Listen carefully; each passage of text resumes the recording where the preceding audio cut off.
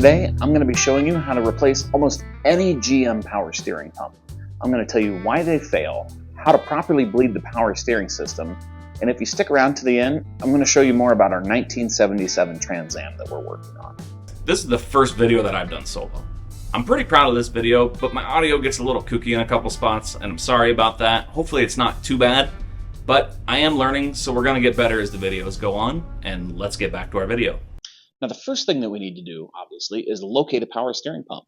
So we're going to go ahead and open the hood on this, and I'm going to show you where it's at. In our application on this Trans Am, the power steering pump and the alternator use some of the same bolts, so we're going to go ahead and loosen the top alternator bolt, but we're not going to take it all the way out.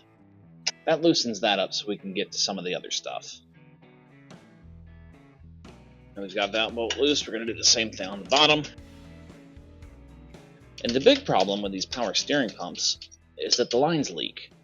Especially when cars start to get older and higher mileage, the lines leak, or the power steering box itself starts to leak, and that's where the majority of these power steering pumps fail.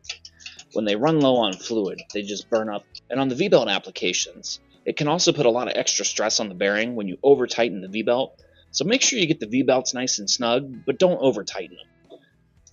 Get our first bolt out. Now we're going to go ahead and take the back bolt loose.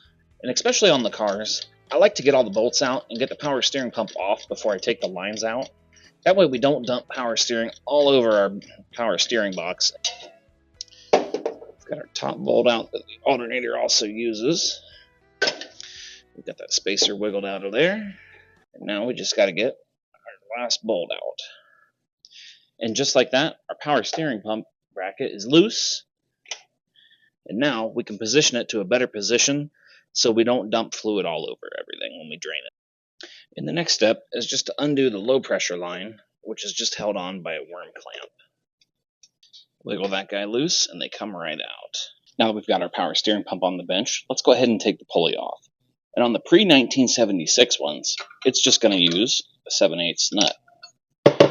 And these come right off of there, and it's a keyed shaft. Anything after 76 is going to be on a 3/4 inch press fit shaft. So even on some of the new stuff up into the serpentine belts, you are going to need a puller, but any of the really old stuff, you can just take the nut off and take the pulley off. If you're interested in any of the parts that we've used in today's video, like this power steering pump from Cvf Racing, make sure to check out our Amazon links in the description below. And they also make this power steering pump in chrome. And for our new power steering pump, we've got a brand new unit from Cvf Racing. I've used some of their parts before in the past and I've always been impressed with the quality, so we decided to go ahead and give this a go. And the new units can be quite expensive versus a reman, which I don't care for the remans because they do tend to fail a lot, I feel like. These are a very affordable price, and considering some of these can go for well over $600, this is on the lower end of the price range and it's a brand new unit. So we're going to go ahead and remove our back nut on here for the stud. So now that we've got that out, that power steering pump is done. Now that we've got that one out, we're just going to go ahead and put our new stud, the old stud, back into this one. Make sure that's nice and snug.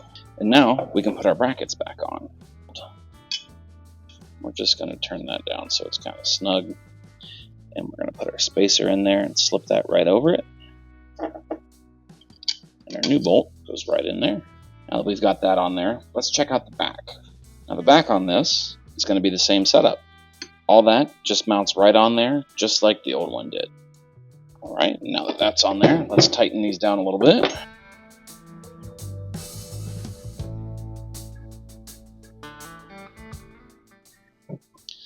And now, our new pump is ready to have the pulley put back on it. And you can see it's a keyed shaft, just like the old one. Let's go ahead and put the new one in. The first thing I'm going to do is set up the big bolt. This is what everything kind of pivots and centers on, so I want to set that one up first. So let's go ahead and get this bolt all situated. And these take a little bit of weaseling sometimes to get these in.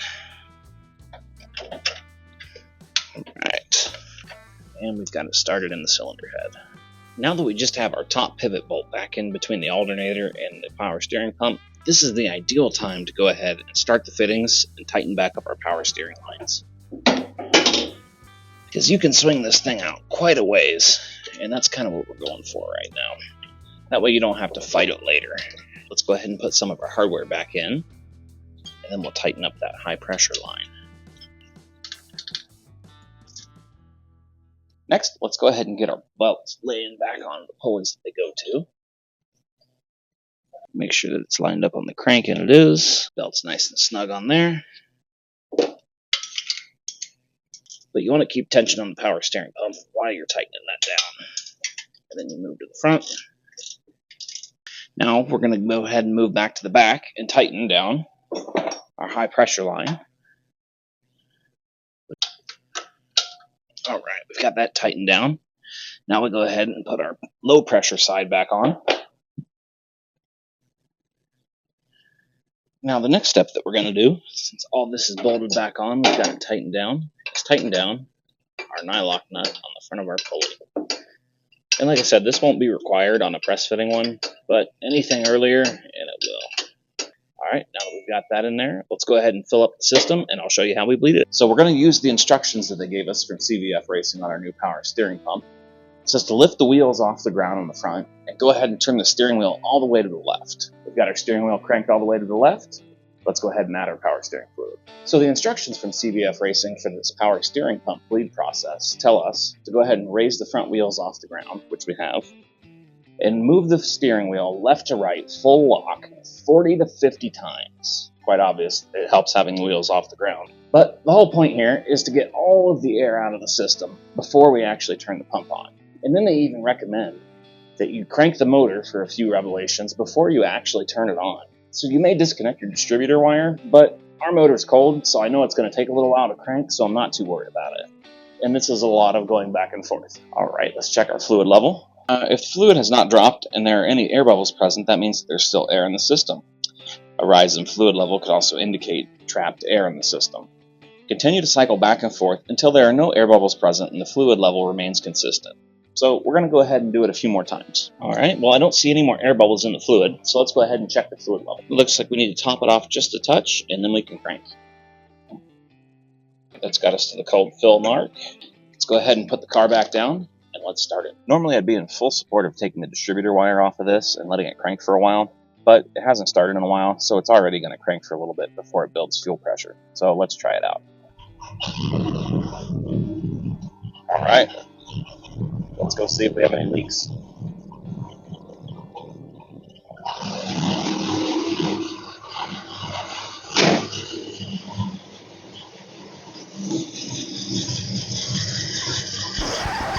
And by God, yes, we do.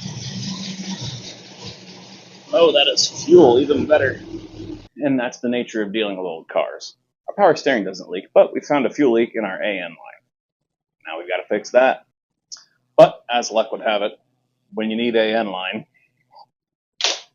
at least we have it. So, let's fix the fuel line, and then we'll get back to the power steering pump. And we'll get to the fun part, where we get to go drive this thing around and make sure it all works, and tell you more about our Trans Am. We'll get a little late-night fuel repair.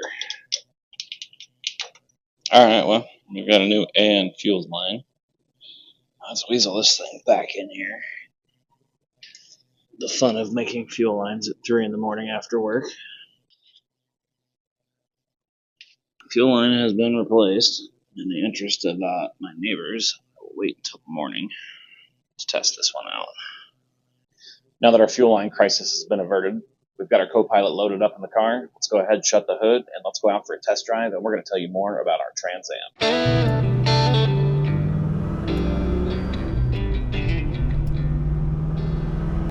Now we're out test driving our car, and the power steering pump feels pretty good. Steering feels nice and tight, feels like it should. Don't hear any squeals from the pump. We don't have any leaks in the power steering lines, and there's no leaks on the fuel lines, thankfully, this time.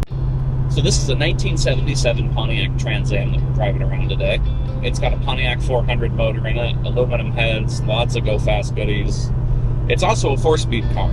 We've done extensive work to this car, and we're going to post another video and show you guys more about what we've done. And when we do, we're going to post the video link right there. So until next time, thank you guys for watching, and we'll catch you on the next one.